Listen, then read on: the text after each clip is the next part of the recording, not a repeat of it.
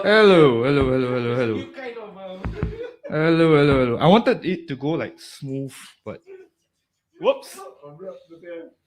Hello, hello, hello, hello. So, welcome to City Music Live.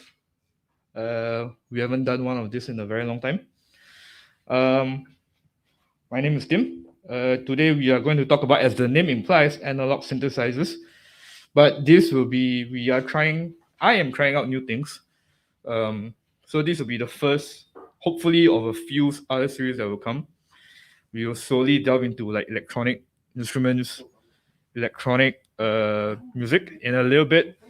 There are many different components even within the same brand. So within the brands of all these, there are a lot of different kinds. So today we are going to talk about the oldest style of synthesis of all, which is analog synthesis. So analog synthesis is one of the earliest attempt at making music that has nothing to do with like all the typical instruments. So no guitar, no bass, no nothing, even though the sounds that they try and create are quite similar. So later on I'll explain a little bit about what is analog synth, what is all this that I'm gonna use today. All this can be found in the City Music showroom and stuff like that. Feel free to drop by any comments. Just a disclaimer, I'm not teaching anything. I'm just sharing what I know, what I like. I'm not gonna say I'm correct or you're wrong or I'm wrong or anything. It's an open discussion. And disclaimer further before anyone say, "Oh, you said the wrong thing." I'm trying my best, bro. Or sis, anything. All right. So before we start, anyone got any comments, anything?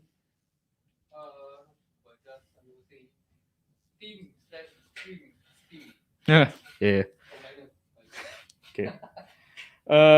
So we are live right now on Facebook, on YouTube, and Instagram. So if you can't see one, you can check out the other one. We have accounts on all three platforms, so feel free to like, comment, share all the standard stuff we do on social media. And without further ado, I think we should start. Then later on, I'll explain what I'm using. So, analog synthesis. What is analog synthesis? So people play keyboard, like or especially now all the digital stuff.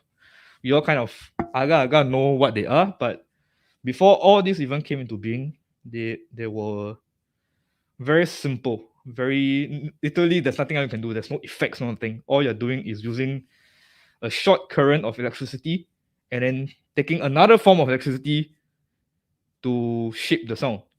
So all the different stuff that you hear are all a little bit different.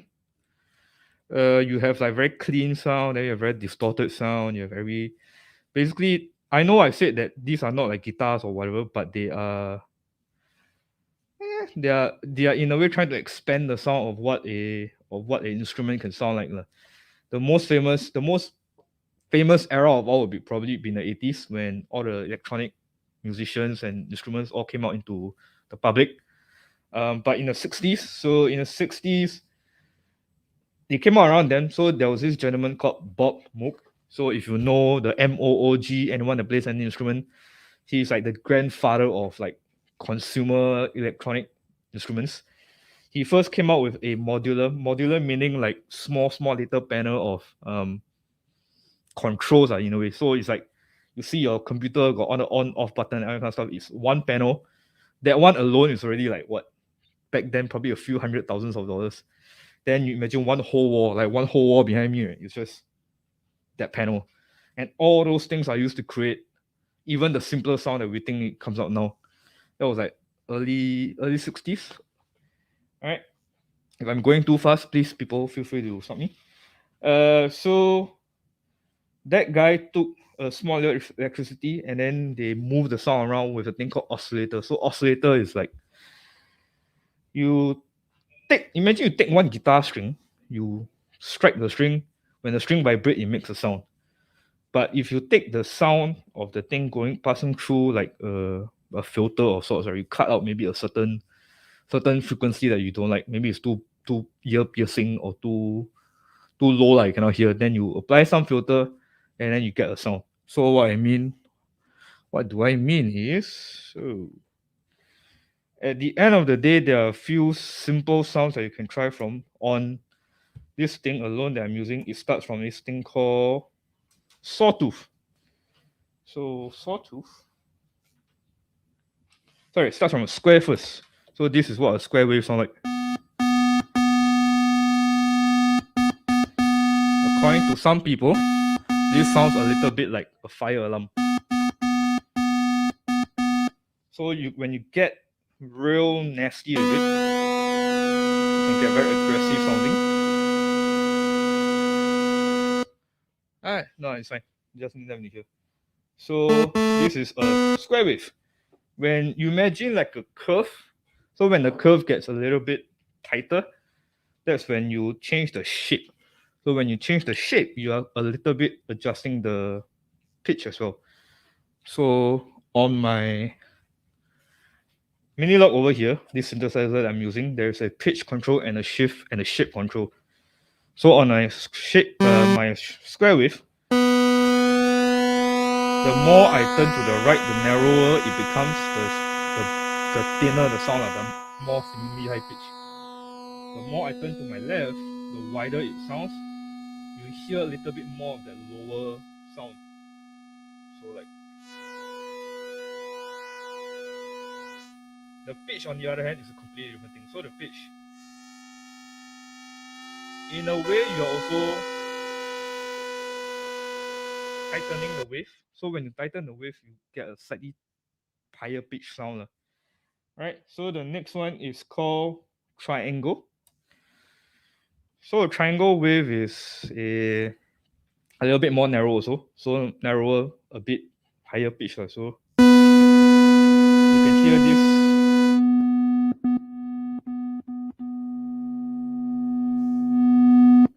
So it's a slightly more bell-like kind of sound. Same thing if I open up, if I make the shape more narrow,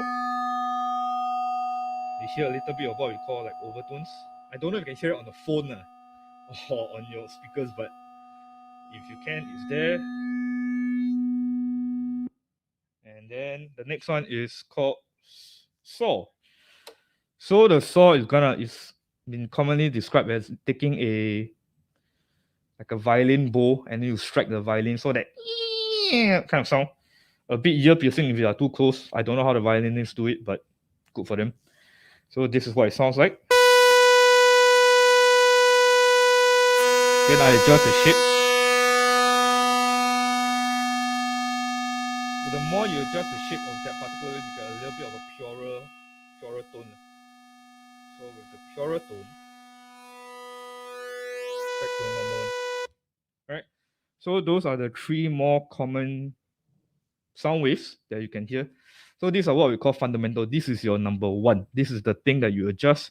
This is the thing that produces the sound that you eventually hear. Anything else will be done through like a filter or an envelope, but later we'll get into that.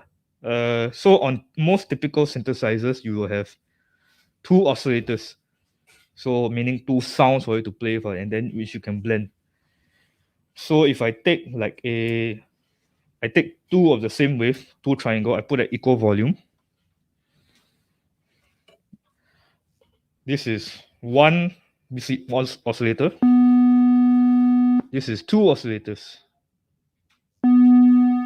So it's about the same level, but even with the same sound, you hear the sound's a bit different. It feels like it's moving a little bit because it's not actually 100% in tune. It's never really like 100% in tune, so you get some form of movement in the sound. If I change the pitch of the second one a little bit, it feels like the sound is moving a little bit more.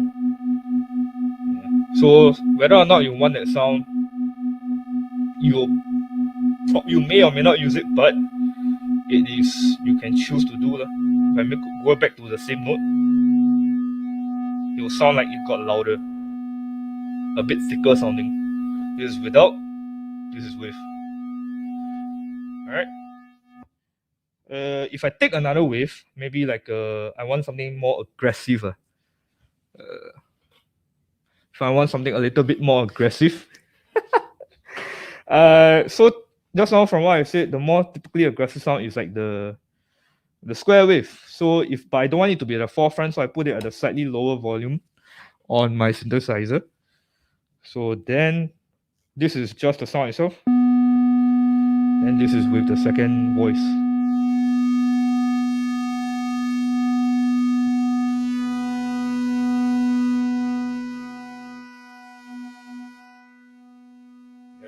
So it's a bit thicker sounding, but different. You hear a different sound. Again, without. With. If I change the frequency a little bit.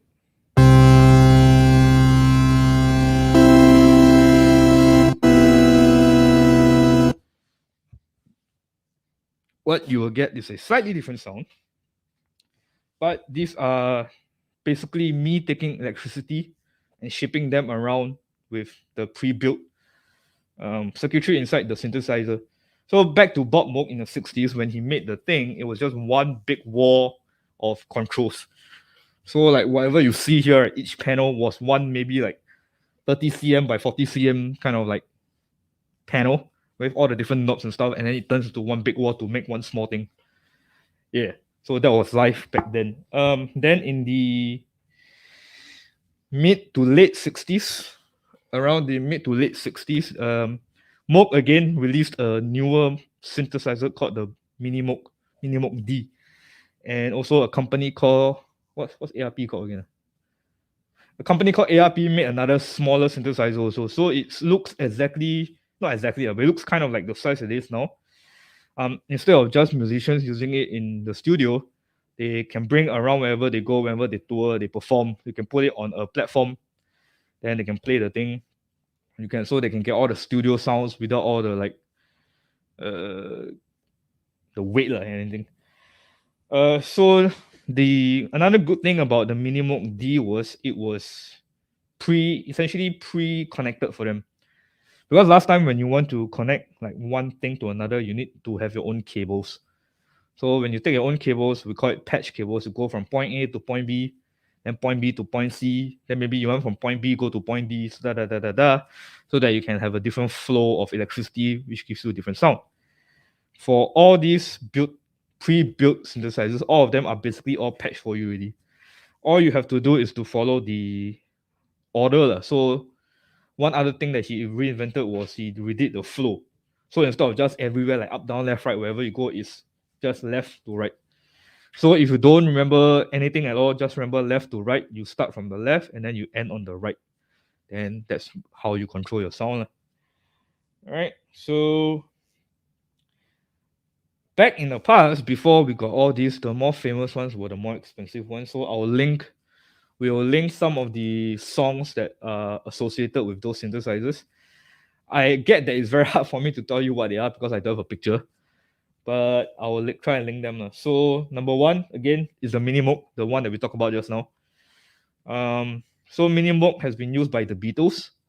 So it's electronic synthesizers. It's not just like, oh, I need to make EDM music or I need to make club or dance music. No, musicians from the 60s has already done so with so-called regular music. So the Beatles, the Rolling Stones, they did rock and roll with synthesizers, specifically the Minimoog and then the Moog module wall. So the more famous one is Here Comes the Sun. So there's a link that I found with isolated strings and the Minimoog, so you can hear what it sounds like when you play the thing itself. Another famous one is a person called Wendy Carlos. So Wendy Carlos is a musician. She demonstrated how to use the synthesizer by playing Bach music, so classical music. At the end of the day, if you realize the keys on the synthesizers are there for a reason. They're meant to, in a way, let it be more familiar to the people using because they know piano. So this is a way for them to understand how to use it, but it's not always exactly like a piano. But anyways, Wendy Carlos played classical music with the thing. So that's quite interesting. Check it out on YouTube also if you want. Another one is called the ARP 2500, 2600, and the Odyssey. So City Music used to have this synthesizer called the Up Odyssey, the reissue. So it looks basically like what I have now, but it's a bit bigger and longer, with more like faders and stuff. So that one was used to make Just Can't Get Enough by Depeche Mode. So let's see if I can.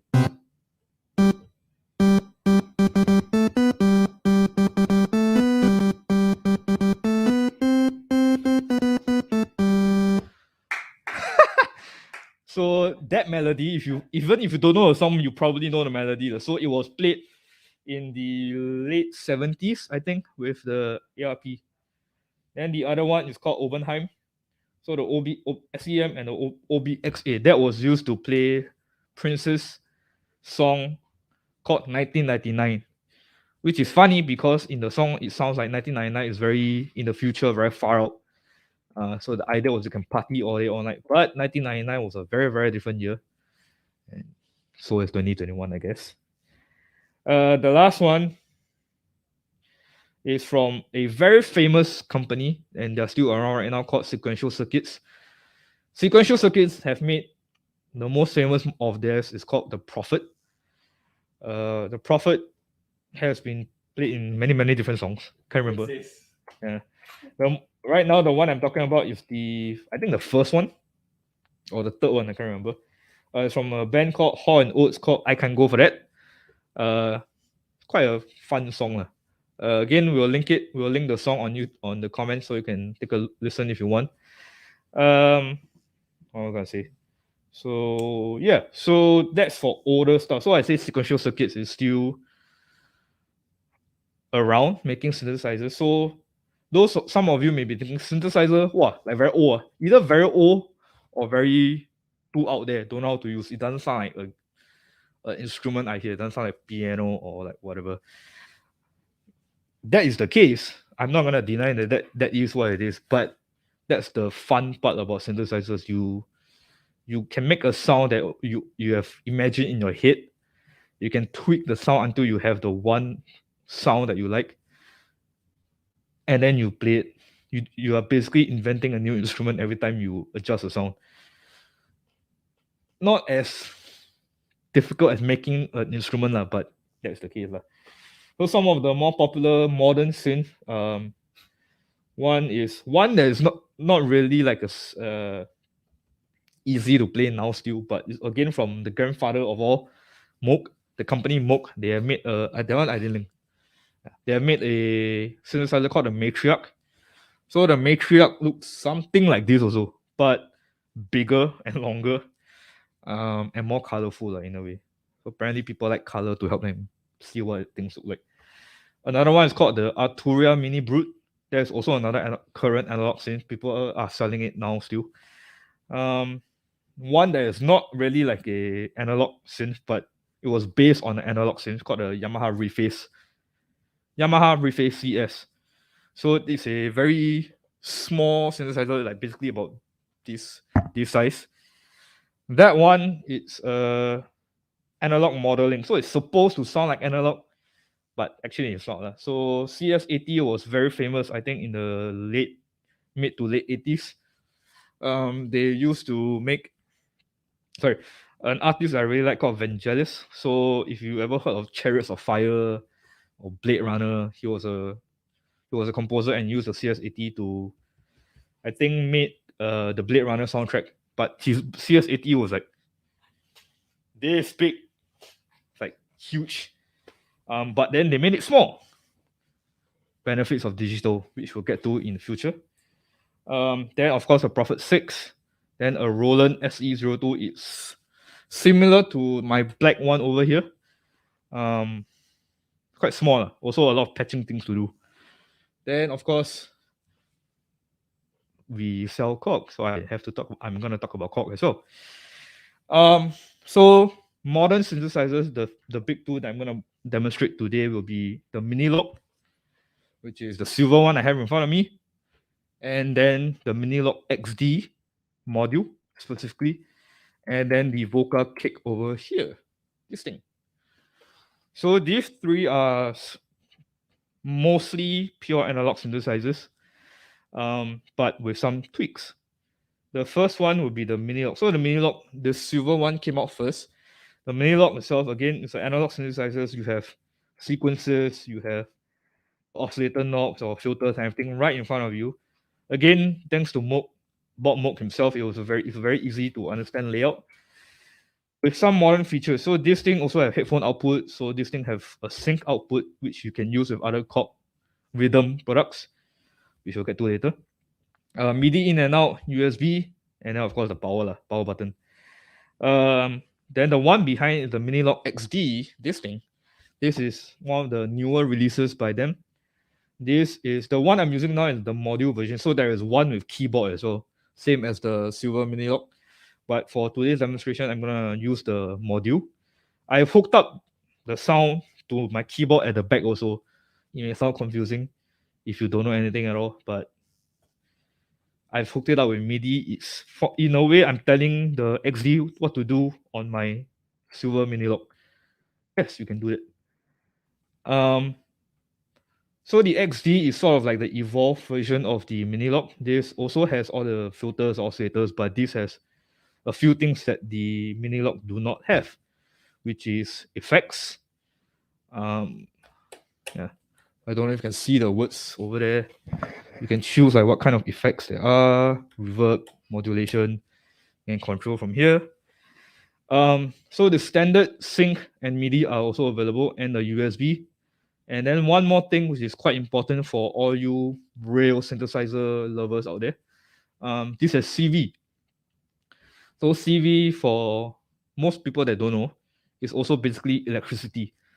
So what this means is not only can I use new technology with this thing, this is also gonna work with like the older style synthesizers that you have. Yeah. So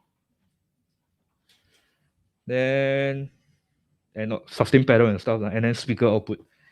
So these two are the more current analog synthesizers that you can find out there. And then the next one is called the vocal kick. So I will get to the vocals in the future. But what they are is essentially is a small unit.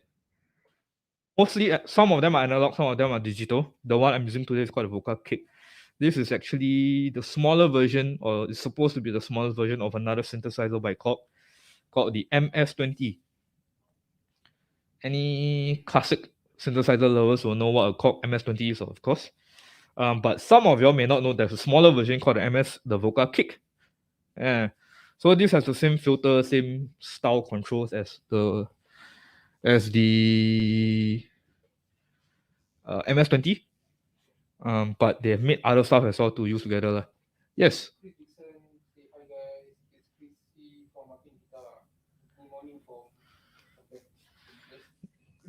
Wow, it's what, 5:30 now? Wait, did you say Chris Martin? Oh, I thought you said Chris Martin. Like, whoa, if Chris Martin is online. Whoa. Hello. We'll probably be doing a Martin one at some point in time. So, yeah. Anyways. Right. Anyone got any questions, comments? Say I talk too fast? Nothing? Yeah. Right. So today we'll be talking about these three, but most importantly, how to make music with all these three. Some of you may be afraid of making music in general because you feel like you have to learn this instrument, you have to learn how to play the guitar, you have to learn how to play the piano. I mean, you do have to learn how to play this also, but the good thing about this is if you want to make so-called normal music, there are a lot of resources for you to learn, which this can also help you with. But if you want to go, if you are more creative, you want to go beyond what a normal instrument can offer you, which is basically what this synthesizer music instrument can do for you anyways, which is allows you to go beyond what is reality and then make your own. So I'll get to it real quick now. So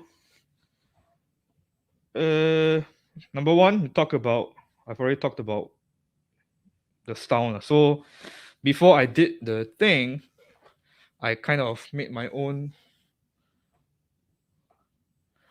preset.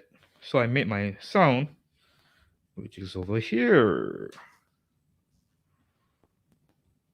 Oh yeah, if anyone is curious, so the intro music that was at the start of the stream, that was all just preset, meaning all I did was just press play on the three instruments and then they play themselves already. Alright, so this was the sound that I made earlier.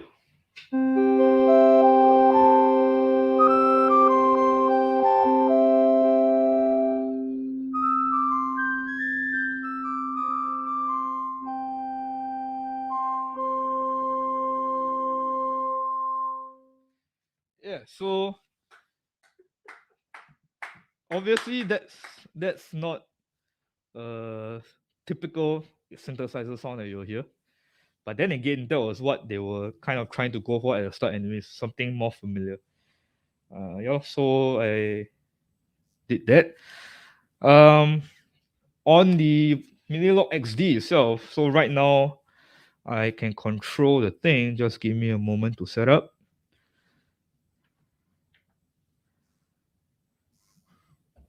So right now I am going to control this bass sound.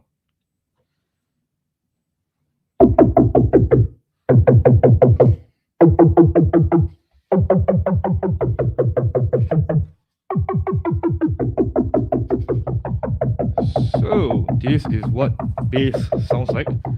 Hopefully y'all can hear on your phone.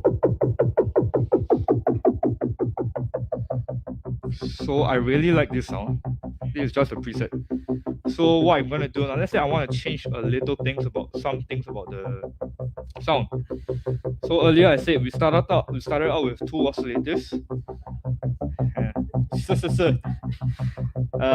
So the first thing you can do, you see on the thing, other than the mixer, will be the filter. So the filter, generally you have two things to control. One is called the cutoff, meaning you don't want to hear anything below a certain frequency. So the more I turn to the right, the more open up the sound will be. And it's not brighter, but it's not just bass, so you get more high frequency. Resonance is sort of like not when you play a piano, then you let go of the key, then the strings still got like a little bit of sound coming out. That is basically resonance. So at 0, this is what it sounds like. If I turn the resonance up,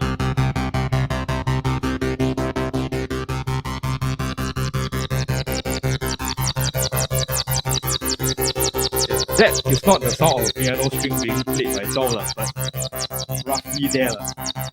On this screen, also on the Minilog XD and the Minilog, there's a small screen for me to see and for you to see what the sound wave is like.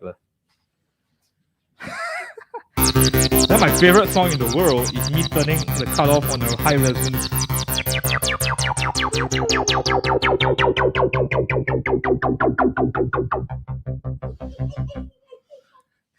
That is my favorite sound of all. Dynamic mic, and they cannot hear you, bro.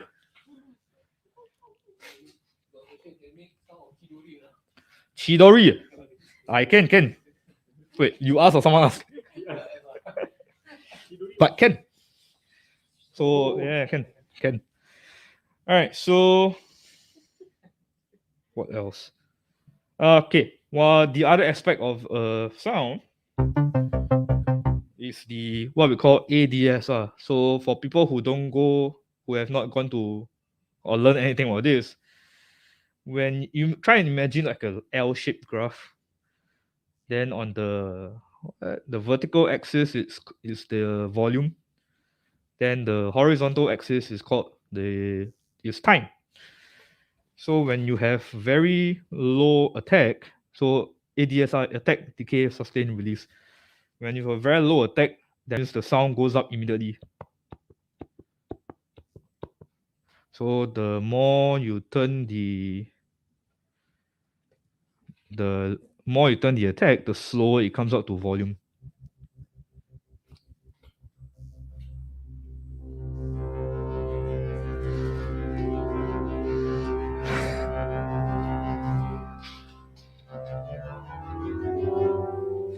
Yeah, so the more you turn, the slower it comes out to volume.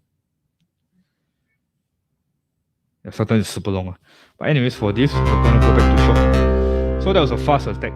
The next thing is decay. So decay is how long it takes to go down to a normal level. This one usually you can set it quite fast because you probably won't even pay attention, but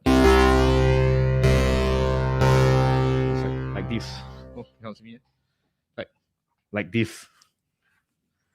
Okay. On the other one, it will be sustain. So sustain is how long it will hold the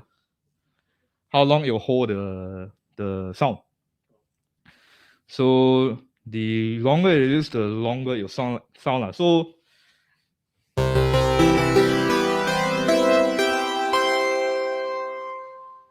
that was the sustain. So a short release is the sound die almost immediately.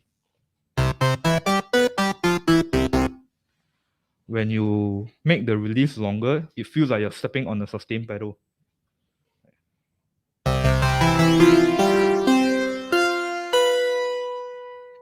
So like those super long sustainer will be.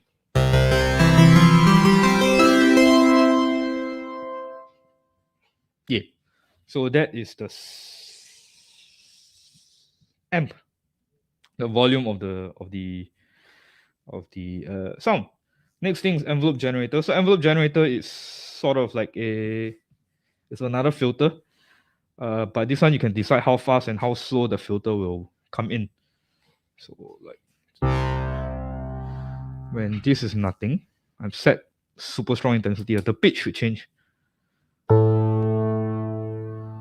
So if I set super long decay, the sound is slowly changing. If I set a long attack and a long decay,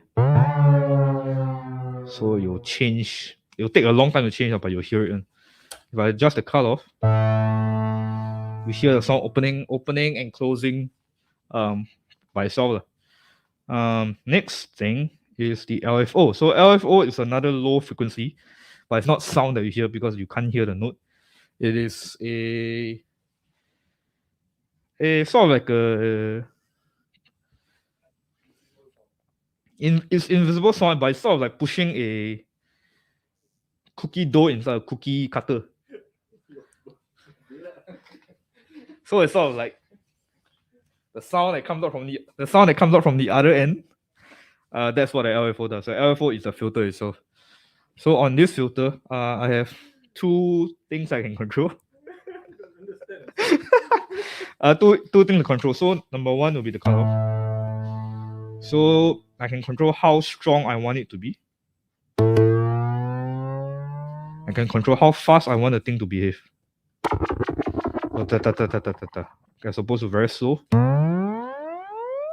Like you go Mario play a game, you can choose a kind of wave that you'll go through. So different shapes will kind of give you slightly different sound.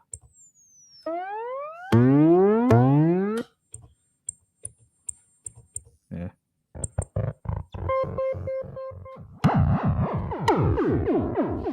So those are the three options that you can consider. Whatever that you can find on the Melog is basically going to be found on other synthesizers as well, because they all kind of behave on the same rough idea. Some will give you more things. Some other synthesizers, like the ones I mentioned earlier, they'll all give you slightly different sounds because the circuitry and wiring is a bit different. For Minilog itself, they are, you would think that they were based on something old, but no. They do have presets that kind of gets into the ballpark of what those old synthesizers can sound like. But actually, the head designer of the original Minilog, anyways, he did his own thing, but in a more familiar way. So it's a very unique synthesizer by itself. The next one we have is the vocal kick. So this one I didn't really show. I'm not really gonna show it in the screen because I'm gonna talk about it when we get to the vocals in the future. But for all intents and purposes, the kick itself is a low frequency sound maker like this.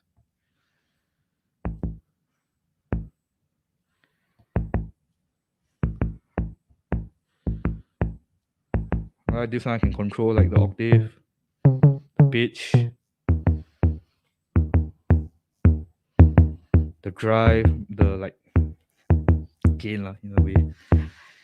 Alright, so with these three elements, I'm gonna try and make a song. I'm gonna jam at least with this. The main bigger intention I have at the end of all this series is to make one song with all the different parts highlighted in the song. I'm gonna try and put whatever that we have jammed out today onto eventually the finished song itself. But that is trying. Don't hold me to my promise. I'm not promising anything. I'm just saying. Alright, so the next few moments, how long do we have left? The next few moments is me trying out the step sequencer. So the step sequencer is gonna be me playing around with the thing. If you need anything, you can come and find us at City Music. We are at Peace Center on the second floor. Everything here is available for display and for testing. If you want to come down and try, you can come down and try. We have it hooked up at our synthesizer wall. So anything you want to say? Follow us on social medias for more discounts as well. So if you want voucher or kind of stuff, follow us on socials. Yeah, there's a $5 voucher also if you want. Yeah. So I'm gonna try and jam out something. Anything you can find us on our socials. Leave a comments for the next couple of minutes. And this is me. I'm Tim.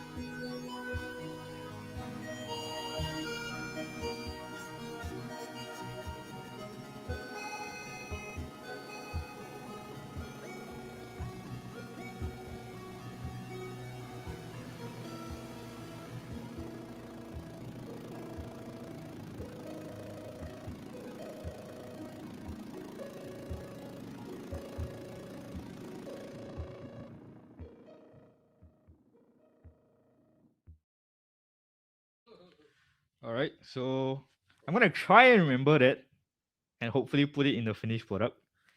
Um, Again, I can't make any promises. That was on a spot jam with my six hands. So this has been Tim. We are City Music. Good night, mate.